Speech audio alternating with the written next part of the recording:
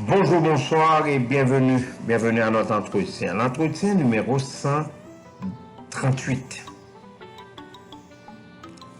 Tout le monde en parle.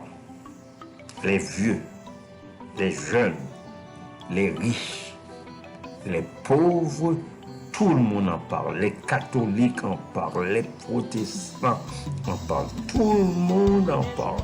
Ils parlent du départ peu souhaité de Mika Ben. Il parle du départ, un départ peu désiré, un départ peu convoité, peu voulu de ce grand artiste haïtien, ce icône, cette vedette, ce personnage important, célèbre, qui s'est effondré sur scène en plein concert. Il était l'artiste invité du célèbre groupe haïtien Karimi et ils performaient ensemble à l'Accor Arena à Paris. Et ça s'est passé le samedi 15 octobre 2022. Oh, il y a de nombreuses figures politiques et artistiques haïtiennes rendent hommage aux chanteurs. Les Haïtiens sont en deuil, les hommages pleuvent de partout. Les médias locaux bouleversent leur programme après l'annonce de la mort de Mika Ben. Cet artiste haïtien âgé seulement de 41 ans. Pour moi, chers amis, vous savez que ce qui est important de vous dire dans cet entretien, c'est que d'abord, tout le monde en parle, mais peut-être pas pour les mêmes raisons. Certains pleurent le départ de Mika Ben parce qu'il était jeune. D'autres en parlent parce qu'il était beau.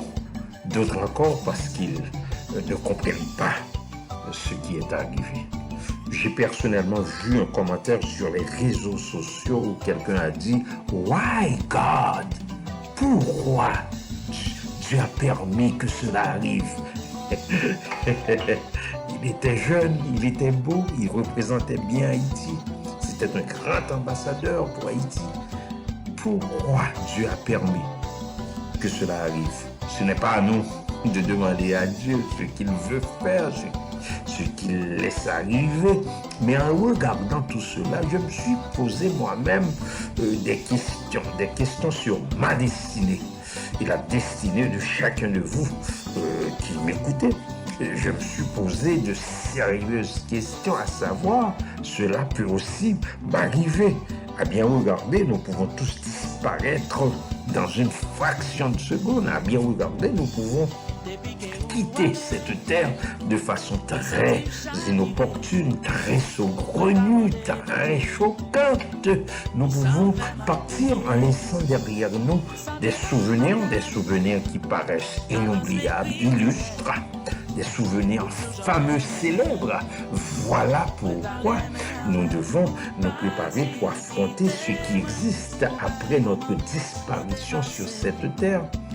L'autre chose qui m'interpelle beaucoup dans cette affaire, c'est de penser sur la façon que les gens oublient ces genres d'événements.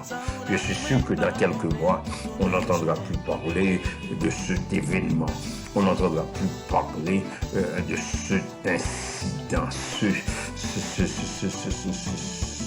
cet imprévu, cette mésaventure. Je suis sûr que d'ici quelques mois, qu'on n'entendra plus parler de Mika Ben. Parce que la plupart des gens vont l'oublier. La plupart des gens ne vont même plus citer son nom. Ils vont l'oublier comme on oublie habituellement ceux qui nous quittent, ceux qui sont décédés, ceux qui sont partis. Même s'ils étaient importants, même s'ils étaient célèbres, même s'ils étaient connus, on les oublie vite. On les oublie quand même, on les oublie très rapidement. Voilà une autre raison qui devrait nous interpeller, nous exciter même à nous attacher à d'autres choses que ce que nous voyons. Voilà une autre raison qui devrait nous forcer à nous lier à d'autres choses que ce que nous expérimentons pendant que nous sommes sur cette terre. Car c'est vrai que tout le monde en parle, mais pas pour longtemps.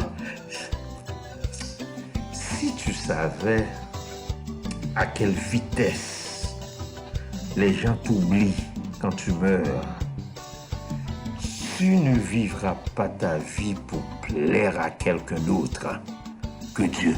Kléber Jean-Charles vous a parlé. Au revoir et à bientôt.